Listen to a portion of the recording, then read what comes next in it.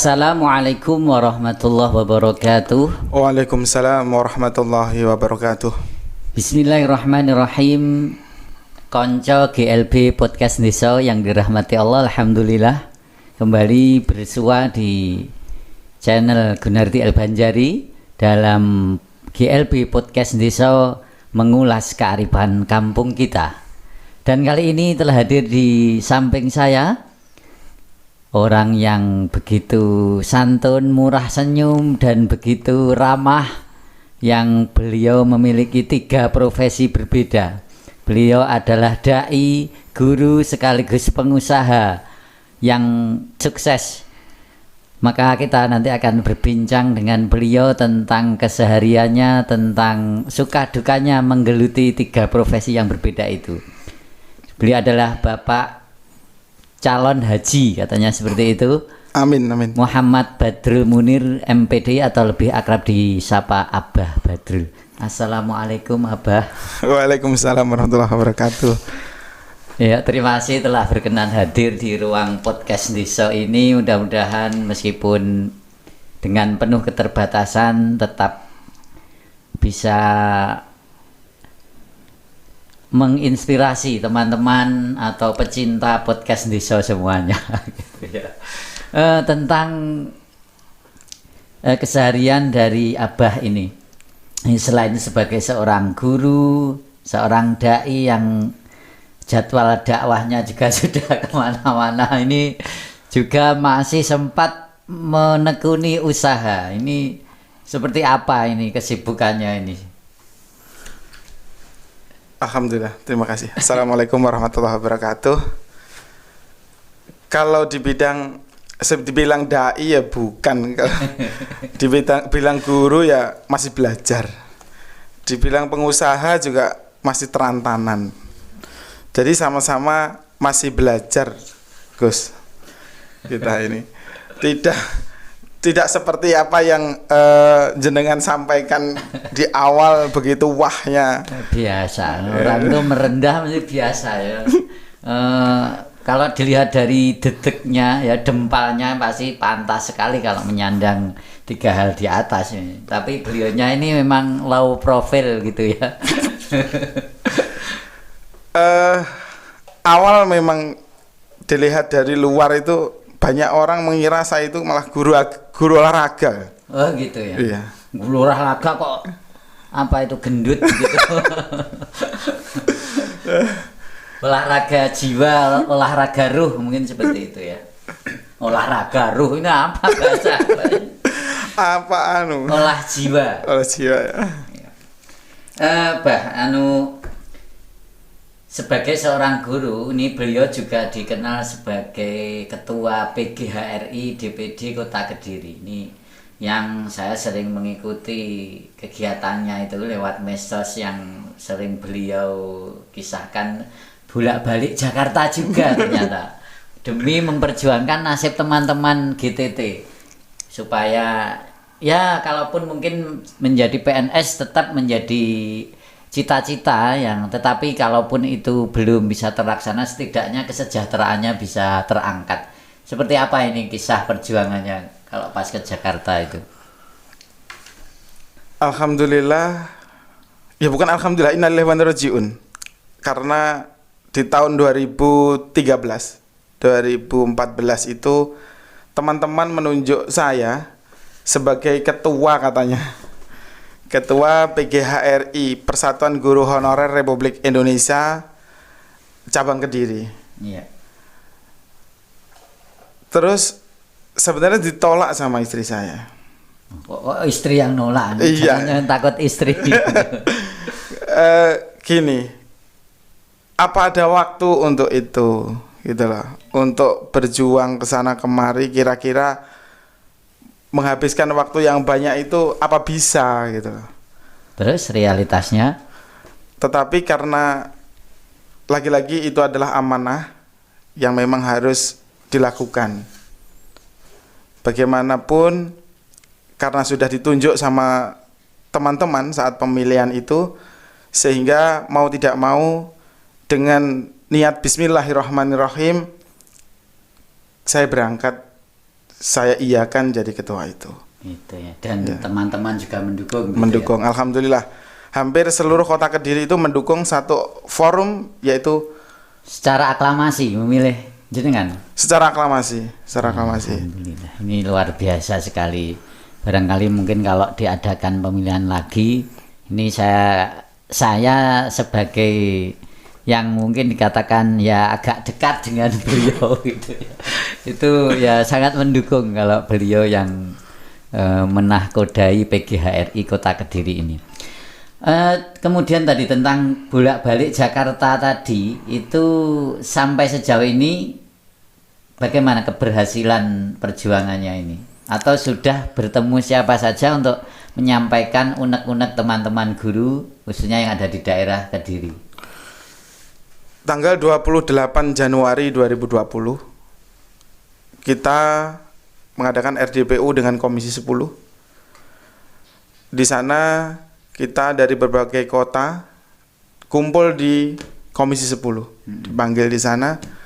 Alhamdulillah di sana ditemui dengan baik. Akhirnya kita menyampaikan aspirasi kita, keinginan kita, di mana kita menginginkan P3K tahap kedua. Karena tahap 1 kemarin sudah kita RDPU sebelumnya. Apa itu P3K? Pertolongan pertama. P3K itu pegawai perjanjian kontrak ya. Pegawai apa ya? Lupa saya. Nanti mungkin dilihat di sini aja. Iya, lihat di sini ya. Ya. Itu.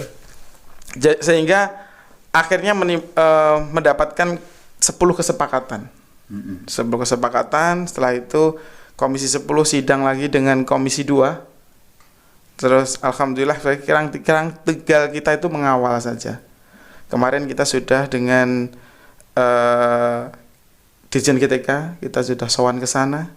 Dengan deputi kita juga sowan ke sana.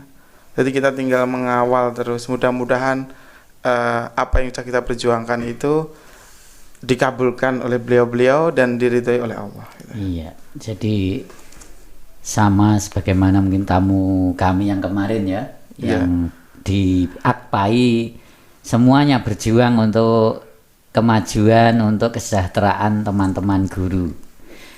Dan kalau Abah Badril ini kan tidak saja membawai GTT atau guru honorer K2 yang agama, tapi juga guru-guru kelas, guru-guru mata pelajaran yang lain seperti itu ya. Gimana karakternya? Kan jenengan sebagai guru agama itu pasti menjumpai karakter-karakter yang berbeda-beda di antara teman-teman. Sejauh ini menurut Anda seperti apa teman-teman ini? Apakah mudah untuk diajak bermusyawarah ataupun dalam berjuang ini, apakah ada kendala-kendala yang bisa menghambat perjuangan ini? Alhamdulillah di Kota Kediri itu kondusif, tidak seperti di daerah yang lain. Gitu ya. Iya, karena daerah yang lain itu satu kota itu ada beberapa forum. Ya, di Kediri itu hanya satu forum, hanya PGHRI. Sehingga dan sepertinya yang pertama ini kayaknya ada di Kediri. Iya, kalau PGRI memang sudah dulu ya. Ya, kita di bawah naungan PGRI. Oh, gitu. Iya, jadi di pusat itu pembinanya ya PB PGRI. Kalau di Kediri pembinanya ya PGRI Kota Kediri gitu. Apalagi ini orang dekatnya PGRI. Ini anak lanangnya gitu ya. Sehingga alhamdulillah jadi teman-teman itu sekali komando ya kita jalan gitu ya. Gitu. Karena satu tujuan sama. Bayangkan kalau nanti ada 2 forum, 2 organisasi, pasti ada perbedaan. Tapi alhamdulillah Kota Kediri itu kondusif. Kondusif dan saya lihat kalau di skop lokal sendiri, walaupun teman-teman itu sering mengeluhkan tentang kesejahteraannya, tapi kemarin sempat juga di masa-masa pandemi ini sempat juga berbagi. Ini kan suatu yang luar biasa ini. Apresiasi untuk teman-teman GTT yang di tengah barangkali jeritan hatinya untuk menuntut kesejahteraan ini, ternyata masih ada ruang untuk memikirkan saudara-saudara kita. Ini kalau tidak atas komando dari orang yang hebat, orang yang mampu apa ya, memotivasi anggotanya, saya kira tidak akan bisa terjadi seperti itu. Tapi mungkin ada kisah di balik itu semua. Sebelumnya kami juga mengucapkan terima kasih banyak kepada pemerintah Kota Kediri, khususnya Dinas Pendidikan Kota Kediri, di mana kita selaku guru honorer, guru GTT, PTT diperhatikan. Gitu ya. Kita Terima kasih untuk Mas Abu. Iya, terima kasih kepada Pak Abu. Misalnya nanti diundang ke podcast Desa, mau enggak ya? Iya, mudah-mudahan beliaunya berkenan. Terima kasih kepada Bapak Wali Kota, DPRD Kota Kediri, terus Dinas Pendidikan yang beliau semuanya bersatu untuk mensejahterakan GTT PTT. Alhamdulillah 2017, 2018, 19, 2020 kita sudah mendapatkan insentif dari pemerintah daerah. Alhamdulillah. Memang Kota Kediri sepertinya baik guru GTT maupun teman-teman yang ngajar di TPA ini semuanya diperhatikan ya? Diperhatikan ya, sama pemerintah Kota Kediri. Bahkan saat pandemi kemarin itu dimajukan pencairannya gitu. Ini berkah sekali. Nah itu saat kemarin itu kita cawu 1 cair. Alhamdulillah teman-teman itu bergotong royong. Dia mengumpulkan sebagian yang mereka dapatkan untuk dibagikan ke masyarakat. Kemarin kita juga sudah menyalurkan bantuan di salah satu radio ternama di Kota Kediri melalui beli mereka, juga pembagian masker kita sendiri di jalan. Setelah itu sembako di berbagai kecamatan, kan 3 kecamatan, Mojoroto, Santren, dan Kota. Itu masing-masing kita serahkan ke cabang masing-masing, PGHR itu dibagi ke lingkungan mereka. Total kemarin alhamdulillah 20.500.000 yang kita keluarkan. Luar biasa sekali ya. Teman-teman guru honorer ini ternyata selain di dalam perjuangannya ikut berpartisipasi mencerdaskan kehidupan bangsa, mencerdaskan, mendidik anak-anak bangsa, ternyata juga memiliki kepedulian sosial yang begitu tinggi. Ini saya kira perlu apresiasi yang tinggi untuk teman-teman GTT semua. Tentang berikutnya Pak Badrul, bahwa di Kota Kediri ini sesuai data yang Anda miliki berapa sih anggotanya kalau yang tergabung di PGHRI itu 677. Itu sudah semua itu? Sudah semua. Ya, karena ada yang tambahan-tambahan itu yang belum masuk karena masih baru ya. Karena masa kerjanya masih mungkin belum sampai setahun. Ya belum masuk. Karena untuk penganggaran itu harus 1 tahun gitu ya. Sehingga belum bisa dimasukkan. Ini tidak saja sebagai masyarakat itu berterima kasih pada teman-teman GTT, barangkali juga termasuk guru-guru yang PNS itu berterima kasih sekali dengan peran dari teman-teman guru GTT ini, karena dengan tenaga dan pikiran mereka inilah pendidikan di Kota Kediri bisa berjalan lancar dan anak-anak bisa mengakses pendidikan secara lebih merata, seperti itu ya. Ya alhamdulillah, sehingga terpenuhi lah, karena dipenuhi oleh teman-teman GTT. Karena PNS sekarang sudah berkurang banyak yang pensiun. Apalagi tahun 2021 2022 ini banyak lagi yang pensiun. Termasuk kalau saya di guru agama sendiri itu kan tinggal 40%. Tinggal 40% yang PNS. Jadi mungkin teman-teman yang baru lulus ataupun yang terfokus ingin mengabdikan dirinya menjadi guru, ini peluangnya sebenarnya sangat besar, hanya saja memang butuh kesabaran dan perjuangan gitu ya. Terkait dengan profesi yang ketiga ini yang paling menarik sebenarnya, yang ini barangkali juga bisa menginspirasi teman-teman semua bahwa keterbatasan itu kadang tidak menjadikan orang terhimpit putus asa, tapi justru menjadi peletup semangat untuk berkarya yang lebih bermanfaat untuk diri sendiri maupun orang lain, termasuk beliau ini. Jadi selain sebagai guru ini ternyata juga merintis usaha yang lambat laun makin sukses saja, diantaranya dengan produksi tropi gitu ya, yang kalau jenengan pengen tahu lebih banyak bisa diakses di sini nanti ya. Nanti saya sertakan promosi. Tidak apa-apa, ini kan memang mengulas kearifan kampung kita. Jadi teman-teman yang punya apa ya, nilai-nilai yang perlu dibagikan atau termasuk promosi usaha, itu bagian dari kearifan saya kira yang perlu dipromosikan. Latar belakangnya seperti apa ini kok dari seorang guru, seorang dai kemudian juga masih sempatnya membuka peluang usaha gitu. Awal jadi guru itu kan pertama masih ikut karena di situ ada guru agama 2. Berarti saya bagian ekstra. Oh gitu.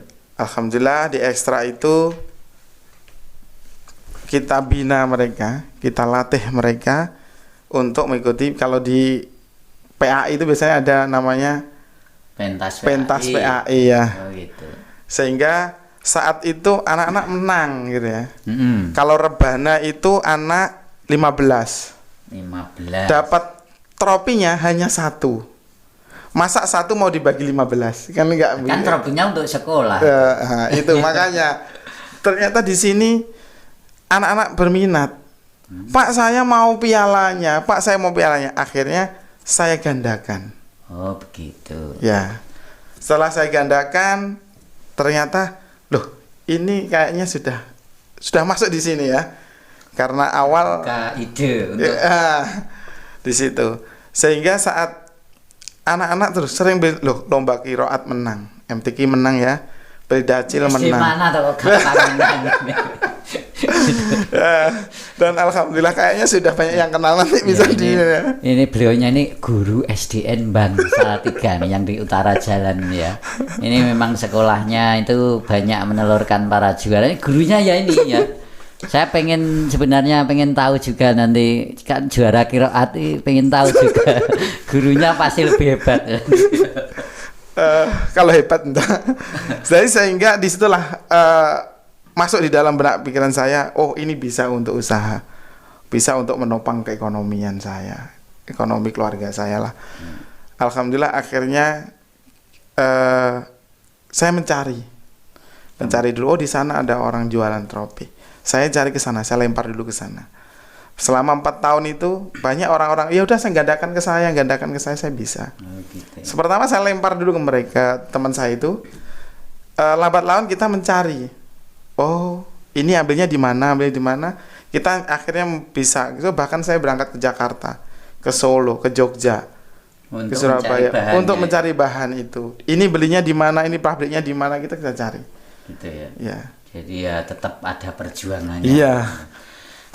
Jadi kalau saya misalnya pengen tok money gitu, juara apa gitu, pesen tropi ke loh bisa gitu. Sangat bisa. Bahkan kalau Pak Gun nanti pesen pagi WA aja ya jam 6 pagi, Pak saya nanti pesen 2 set untuk ini saya. Nanti dikirim jam 9. Pokoknya kalau waktu itu tidak ada jam ngajar, insya Allah saya iya. Apalagi hari Minggu. Hari Minggu pasti insya Allah saya usahakan pasti iya gitu ya. Ya memang teman-teman atau konco-konco GLP Podcast Desa semua ini pengusaha yang boleh jadi tidak terdampak pandemi ini ya. Karena apa? Walaupun ada pandemi ini tidak satupun karyawannya yang diberhentikan ini. Alhamdulillah 5 karyawan semuanya masih bekerjakan. Masih bekerja. Iya. Hebat sekali ini. Entah bagaimana nanti kita kulik caranya bertahan di masa pandemi dengan tetap bisa menghidupi karyawan, tetap menjalankan usahanya. Tentang awal-awal itu kan memang sudah, jadi idenya muncul ketika kita mencarikan tropi untuk anak-anak. Kemudian, wah ini jadi peluang ini gitu ya. Kemudian kan biasanya kalau orang baru merintis usaha itu kan kebingungan modal itu. Nah ini cara menyiasatinya seperti apa itu? Di awal memang bingung. Modal itu bingung. Karena latar belakang ya kalau bilang gaji cukup untuk makan. Itu pun kalau itu cukup-cukupan aja. Tetapi alhamdulillah ada seseorang di mana beliau ini dulu yang pernah mengentaskan saya, menolong saya saat saya masih sekolah. Nah ini wis, Ya. ada ini the secretnya itu ini gitu ya.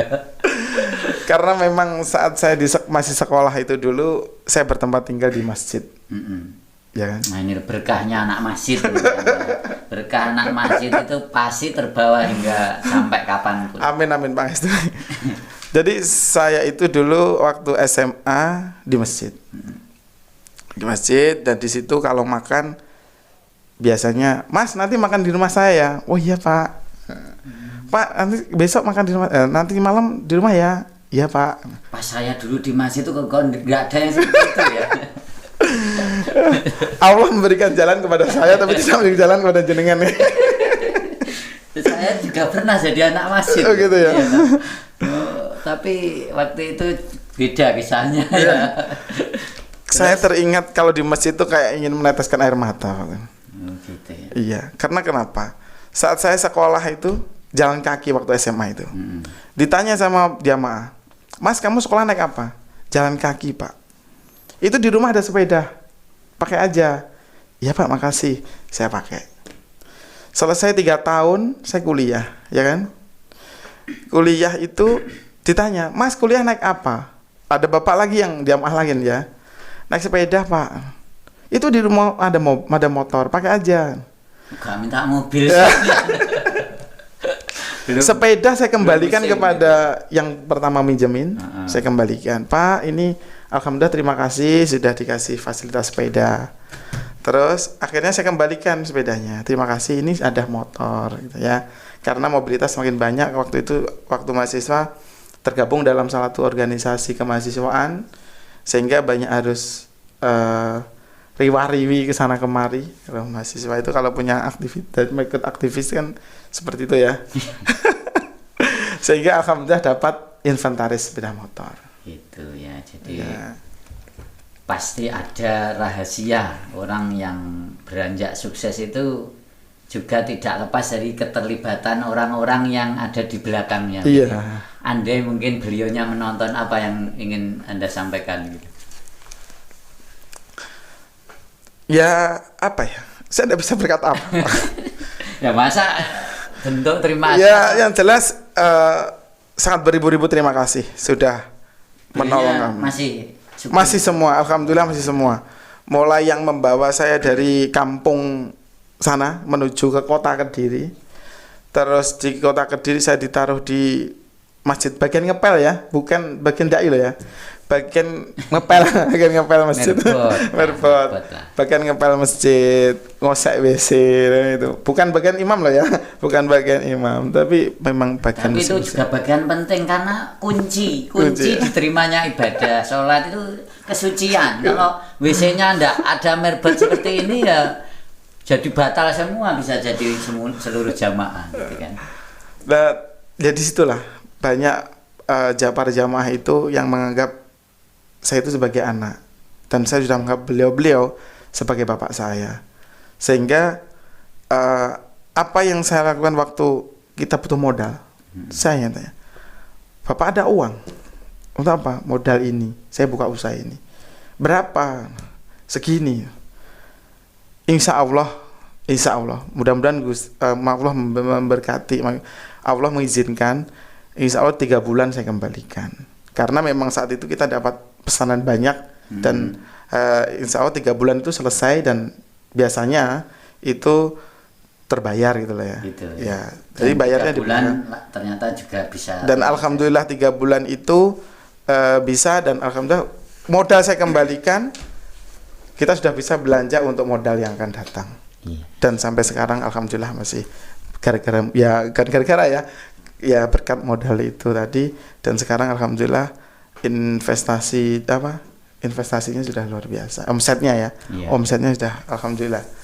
Ini beliaunya ini memang luar biasa kali kisahnya, mulai dari nol sampai sekarang boleh jadi dikatakan cukup berhasil. Jadi terus sekarang ini kan jelas ya, tadi walaupun saya sampaikan tidak terdampak, tapi ya dari sisi pengusahanya sendiri pasti ya tetap ada sih ya dampaknya. Ini seperti apa apakah penurunannya cukup tajam atau ya karena bidangnya itu memang bidang yang tidak terpengaruh dengan adanya pandemi ini sehingga tetap survive gitu. Kalau terpengaruh pasti iya. Karena memang semua perlombaan berhenti. Tetapi alhamdulillah di awal pandemi bulan Maret itu kita masih menerima pesanan. Di bulan April ada beberapa pesanan, tapi tetap ada. Terus saya kan jadi dua usaha ya, satu cetak, yang satu tropi. Nah, ternyata alhamdulillah tropi sudah kita ambil order banyak, onderdil tropi itu, uang sudah dimasukkan itu semua das. Alhamdulillah Allah bercobaan, yaitu pandemi ini, sehingga barang mumpul banyak, tetapi tidak bisa keluar. Tetapi barang itu tidak akan busuk, ya kan? Karena memang marmer itu kan ya tetap bagus sih kalau disimpan rapi. Tidak ada kadaluarsanya. Dan modelnya pun model terbaru yang seharusnya itu sudah ya. Harusnya Agustusan kemarin banyak keluar gitu ya. Ya di bulan Februari, Maret, April itu sebenarnya harus habis sebenarnya biasanya. Itu kehendak manusia, tapi ternyata kehendak Allah berbeda. Tapi Agustus kemarin ya alhamdulillah lumayan omsetnya yang masuk. Agustus ini alhamdulillah. Terus tetapi lomba yang apa saja yang ada?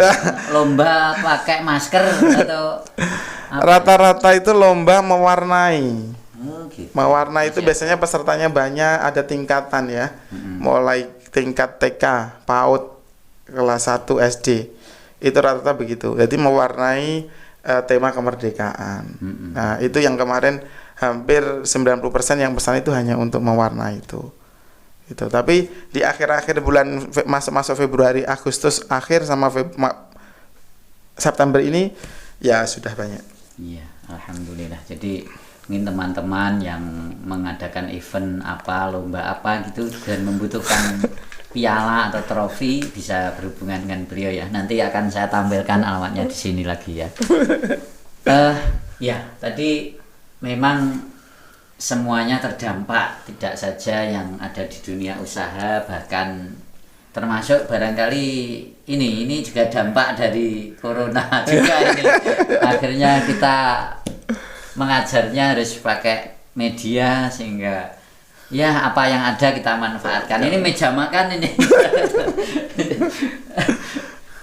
diganti fungsinya.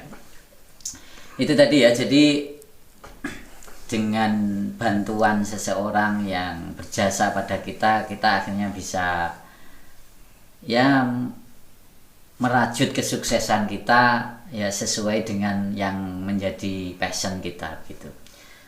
Terakhir barangkali Abah Badrul, pesan apa yang ingin jangan sampaikan sekiranya ada orang yang pengen menekuni dunia usaha sementara barangkali modalnya baru ada tekad saja gitu ya. Kalau jangan tadi bukan kebetulan itu kehendak Allah juga ya. Itu ada dalam tanda kutip malaikat penolong gitu tadi. Tapi bagi yang lain yang secara finansial mungkin sangat terbatas tetapi tetap pengen menempuh jalur usaha, ini kiat apa yang harus dilakukan? Yang pertama, usaha itu harus mempunyai niat. Segala sesuatu harus diniatkan. Innamal a'malu binniyat wa innamal likulli imrin ma nawa faman kana hijratuhu ila Allah tentunya. Kayak yang pandai jenengan. Ini kayaknya muncul. Kalau niatnya memang kita buka usaha karena Allah, ya nanti Allah akan menolongnya ya. Dan kalau sudah punya niat adalah yang kedua, actionnya. Punya niat tetapi tidak ada actionnya. Karena niat itu pasti disertai dengan gerakan. Iya. Gitu. Kalau hanya niat, punya niat seperti sholat itu kan niat berarti disertai dengan gerakan. Kalau saya dulu pernah diajar oleh guru kita mungkin ya, namanya Ustadz Haji Ahmad Rifai, itu niat itu bisa diartikan dengan kesungguhan dalam beramal gitu. Contohnya kalau kita dulu waktu kecil, kalau puasa itu kok ketika waktu siang kok luwe iki wisan gitu. Ora niat gitu ya. Artinya memang benar Tidak kalau sungguh ya. niat bisa juga diartikan kesungguhan di dalam beramal, atau kalau dalam dunia usaha ya dalam berusaha tadi sungguh-sungguh, sehingga kalaupun ada aral, ada halangan, ada rintangan tuh tetap berusaha untuk bertahan. Iya. Kan memang sebelum dapat job besar itu kan di awal memang kecil-kecil itu kan saya terima. Untung 5.000 saya ambil. Bahkan untung 2.000 pun saya kerjakan. Karena berawal dari untung kecil itu akhirnya kita mendapat relasi-relasi itu. Makanya walaupun kalau memang sudah niat kita lakukan, kita sungguh-sungguh kita bergerak, berapapun keuntungannya kita ambil dulu. Karena insya Allah pasti ada efek yang lainnya. Iya, Itu kalau usaha begitu. ibaratnya kalau awal-awal itu kata guru saya lagi di STM gitu. Gurunya kok banyak Banyak gitu. Jangan ojo golek jenang dhisik, tapi golek jeneng gitu. Ya. Ya, barangkali itu yang jangan terapkan sehingga bisa berhasil.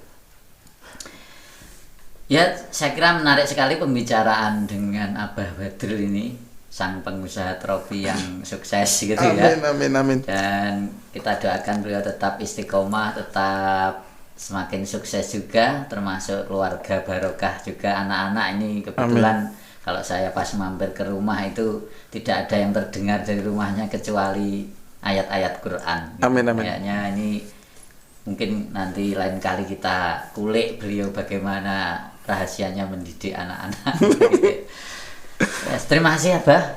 Mudah-mudahan perbincangan singkat tadi bisa menginspirasi teman-teman podcast Ndiso semuanya, yang walaupun ini Ndiso tapi ada kearifan-kearifan yang bisa kita angkat, yang itu bisa ya menggugah kesadaran kita untuk bisa lebih baik di hari kemudian gitu.